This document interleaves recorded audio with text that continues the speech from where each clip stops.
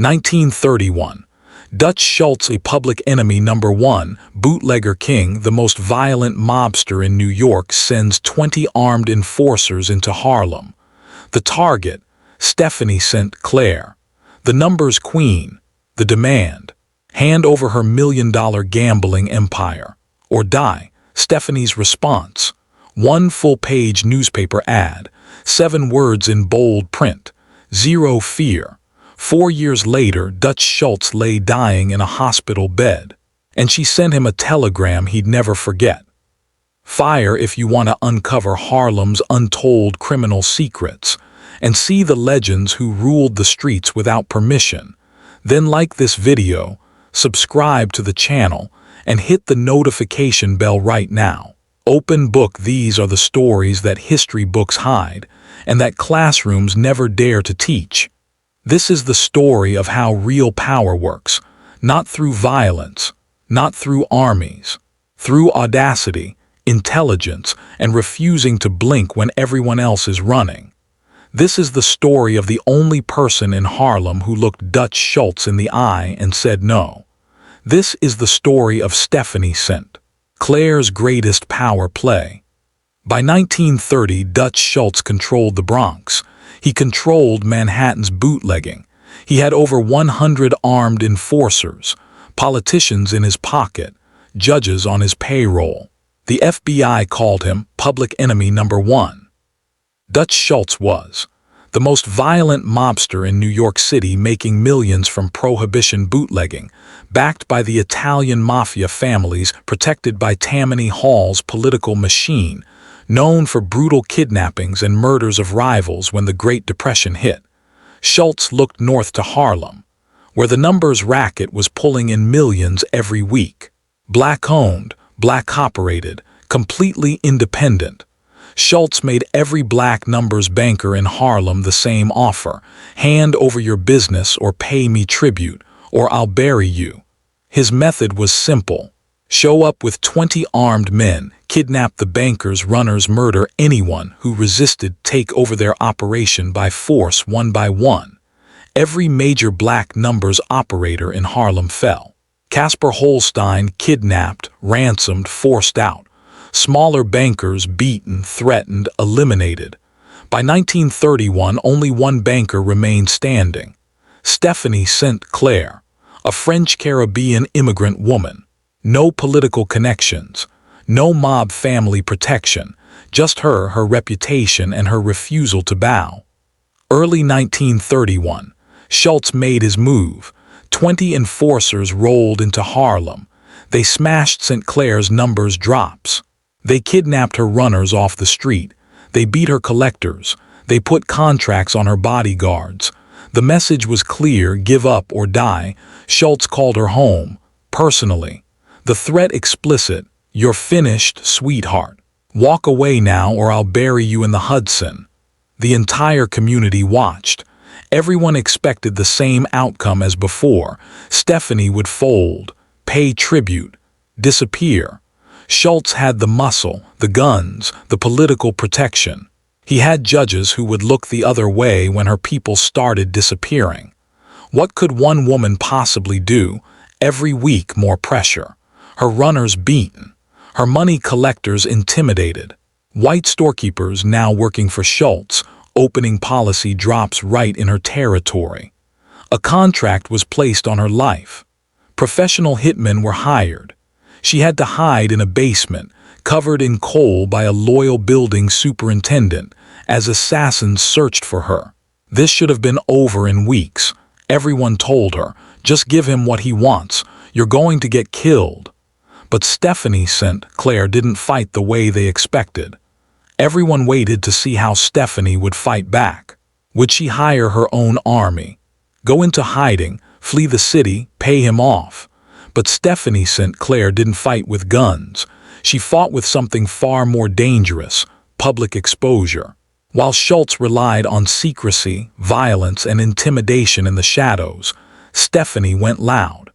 She walked into the offices of Harlem's newspapers: the New York Amsterdam News, the Pittsburgh Courier, the New York Age, and bought full-page advertisements. Not to defend herself, to attack. She took out ad after ad calling out Schultz by name, exposing his operations, naming the police on his payroll, challenging his legitimacy in Harlem. One ad read simply, "I am not afraid of Dutch Schultz or any other living man. He will never touch me. The policy game is my game. He is a rat." In a world where gangsters operated in silence, she dragged everything into the light. But that wasn't her most dangerous move. Here's what Dutch Schultz didn't understand. Stephanie sent. Claire wasn't just a numbers banker. She was a community figure. For years, she'd been writing opinion pieces in black newspapers, fighting police brutality, defending immigrant rights, exposing corruption. The community knew her, trusted her, loved her. She lived at 409 Edgecombe Avenue, Sugar Hill, next door to W.E.B. Du Bois, Thurgood Marshall, and Aaron Douglas, the black elite of Harlem. She had something Schultz could never buy: legitimacy. When she took out those newspaper ads attacking Schultz, she didn't just expose a mobster. She turned it into a racial justice issue. White gangsters are stealing black businesses. They're taking money out of our community. Support black bankers. Play black. Buy black. Suddenly, this wasn't a mob war.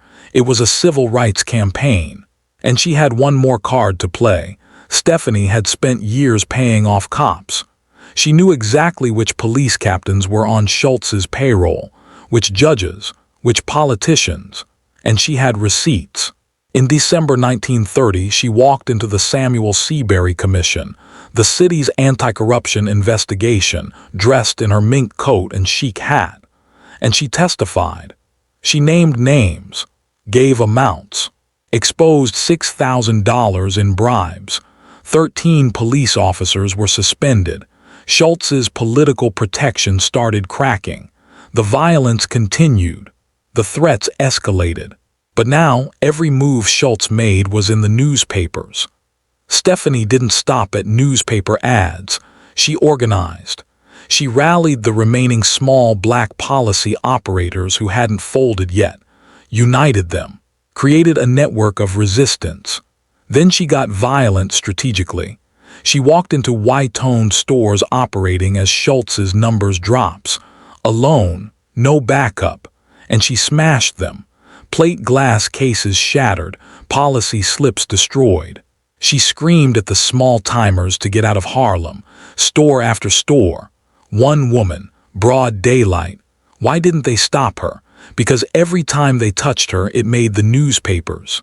Every time a cop arrested her, she testified in court, publicly, about police corruption. She weaponized publicity in an era when mob power relied on shadows.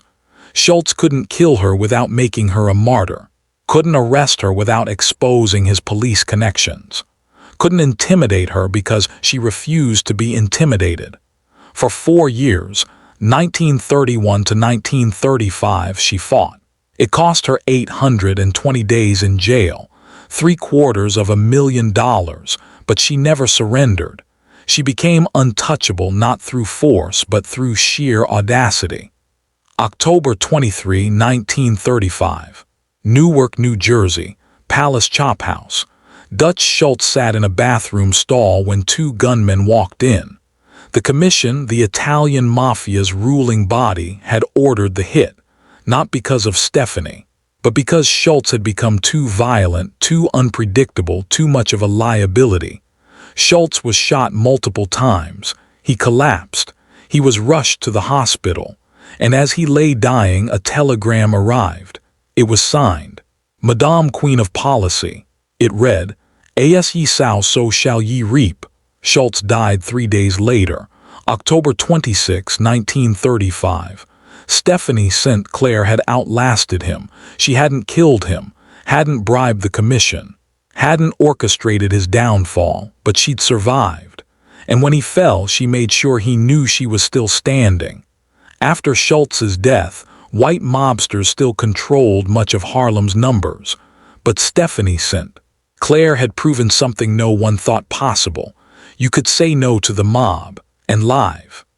So how did one woman with no army, no mob family, no political machine defeat the most violent gangster in New York? She understood leverage. Schultz's power came from secrecy, violence in the shadows, intimidation without witnesses. Stephanie destroyed that.